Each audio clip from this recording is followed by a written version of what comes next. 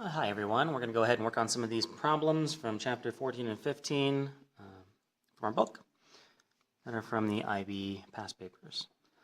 So here we have a problem that says a child's wooden toy consists of a hemisphere of radius 9 centimeters. That information is given here. A hemisphere being half of a sphere attached to a cone with the same base radius. And again, that's all that information is here in the diagram. There's really nothing to transfer to the diagram. O is the center of the base of the cone, and V is vertically above O. Angle OVB is 27.9. So all this information we don't even have to read. It's already given in the diagram. IB typically does that.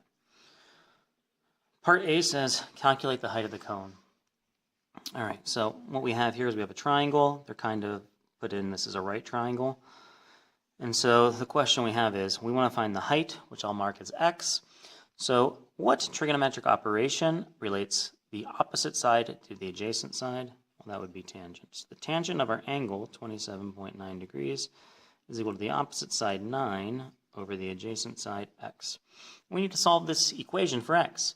The short version is you just switch x and tangent of 29. But mathematically, how do we do that? Well, we multiply the right side by x and the left side by x to get x to cancel on this side and get it in the numerator on the other side. And then to isolate x on the left side, we take the tangent of 27.9 and divide both sides by that term. Because whatever we do to one side of the equation, we must do to the other. X's cancel, tangents cancel, and so we're left with x is equal to 9 divided by the tangent of 27.9.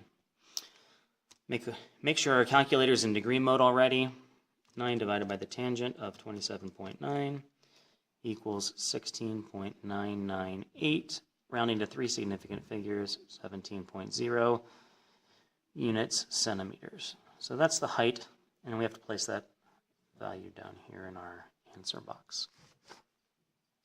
All right.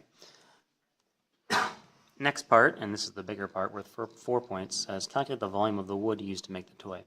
So we have two parts of this object. We have the half sphere on the bottom, and we have a cone on the top. Now, both of these, the volumes for both of these, come in the data booklet. Here we have volume of a cone is right here, and we have volume of a sphere. Where's sphere? It's right here. Now, the only thing we have to be careful of is we actually only have half a sphere. So we want to find the volume of this entire object. It's the volume of 1/2 the volume of a sphere, which is 4/3 pi r cubed, plus the entire cone. So we have the base of the cone is this circle, and the height of the cone is what we had found before, x. And so the equation again was 1/3 pi r squared h. And we have these values. We have r for the sphere, and the cone is 9 centimeters.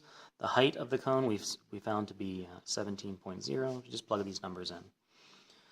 1/2 times 4/3 times pi times 9 centimeters cubed plus 1/3 times pi times r, 9 centimeters squared, times the height, 17 centimeters. Notice our units, centimeters cubed here, and centimeters squared times centimeters, which is centimeters cubed. Nice little check to remember if we're doing the volume or not. All right, let's go ahead and plug our values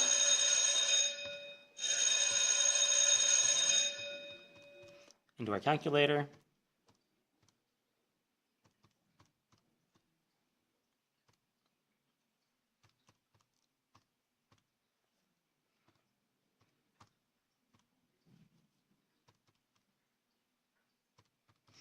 Okay, I put everything in. I'm going to just double check. 1 divided by 2 times 4 divided by 3 times pi times 9 cubed plus 1/3 times pi times 9 squared times 17. All right, looks good. 2968.8 centimeters cubed. Again, rounding to 3 significant figures is what IB wants. If they don't specify 3 significant figures, 2970 centimeters cubed. All right, there's your first problem.